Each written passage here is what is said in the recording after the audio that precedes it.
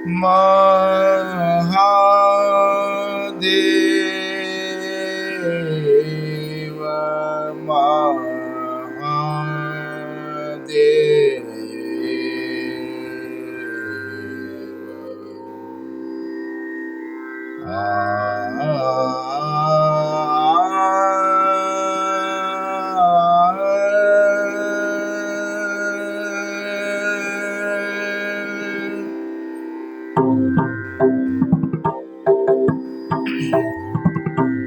हर हर महादेव देव हर हर महादेव देव नाद वेद जाके हर हर महादेव देव हर हर महादेव देव भस्मांग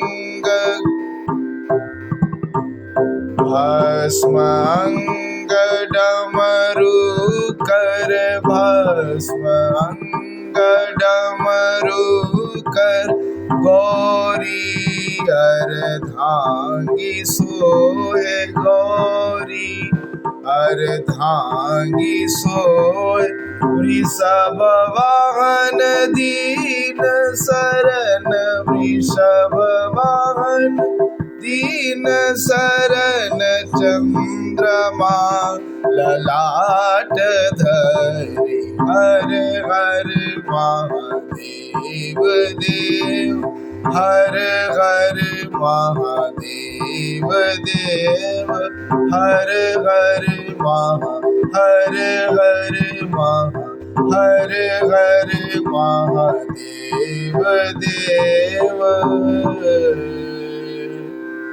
महादेव।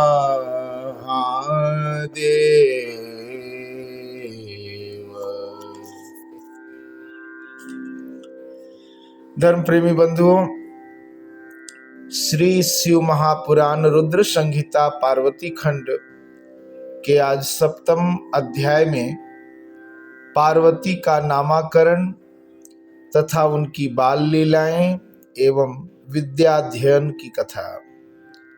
ब्रह्मा जी बोले, हे नारद, तदंतर मेना के सामने महातेजस्वी कन्या होकर वे लौकिक गति का आश्रय लेकर रोने लगीं।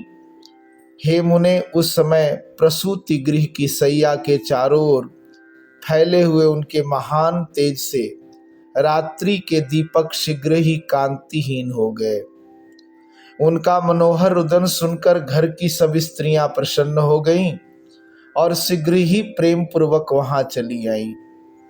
तब अंतःपुर के दूत ने देव कार्य संपन्न करने वाले, कल्याणकारक तथा सुख देने वाले पार्वती जन्म को शीघ्र ही पर्वतराज को बताया।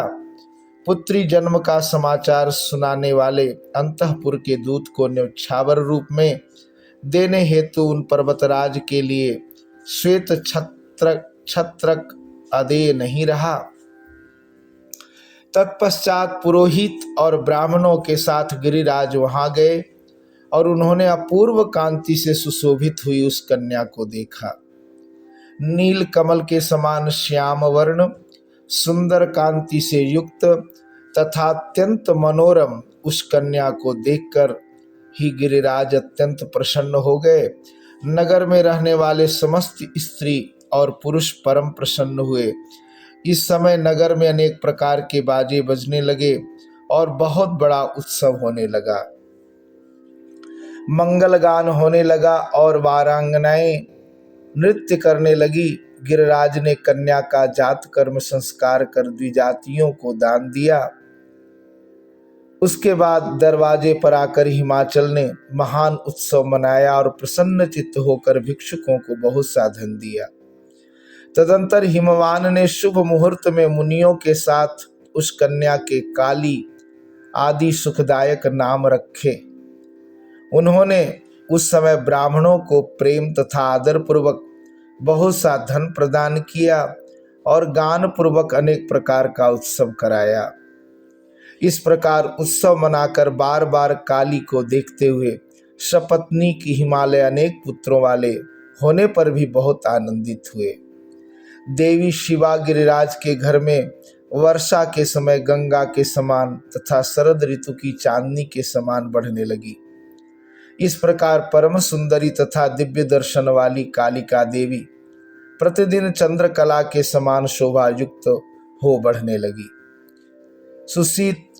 सुशीलता आदि गुणों से संयुक्त तथा बंधुजनों की प्रिय उस कन्या को कुटुंब के लोग अपनी कुल परंपरा के अनुसार पार्वती इस नाम से पुकारने लगे।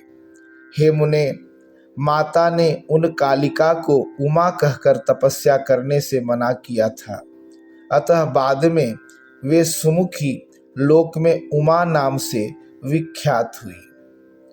पुत्रवान होते हुए भी पर्वतराज हिमालय सर्व सौभाग्य युक्त उस पार्वती नामक अपनी संतान को देखते हुए तृप्त नहीं होते थे, क्योंकि हे मुनीश्वर, वसंत ऋतु में नाना प्रकार के पुष्पों में रस होने पर भी भ्रमरावली आम के बौर पर ही विशेष रूप से आसक्त होती हैं।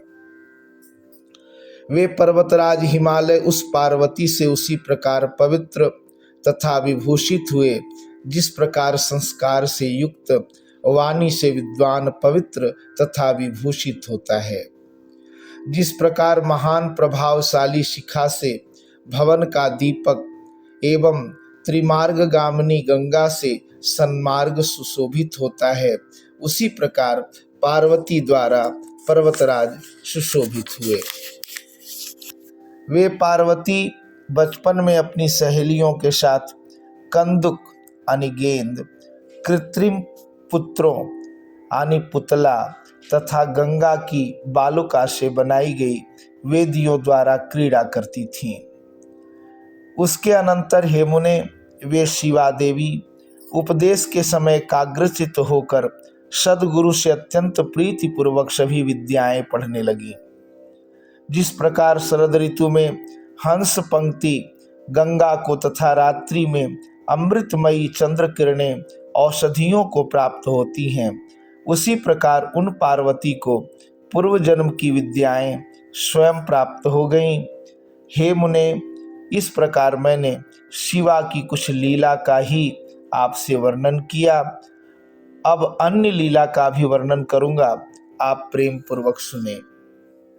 इस प्रकार श्री शिव महापुराण के अंतर्गत द्वितीय रुद्र संहिता के तृतीय पार्वती खंड में पार्वती की बाल्य लीला का वर्णन नामक 7वां अध्याय पूर्ण हुआ। हर हर महादेव देव, हर हर महादेव देव, हर हर महादेव देव। तो ये था 7वां अध्याय। और कल सुनेंगे 8वें अध्याय में नारद मुनि का हिमालय के समीप गमन, वहां पार्वती का हाथ देकर भावी लक्षणों को बताना, चिंतित हिमवान को शिव महिमा बताना तथा शिव से विवाह करने का परामर्श देने की कथा। आज के लिए इतना ही। धन्यवाद।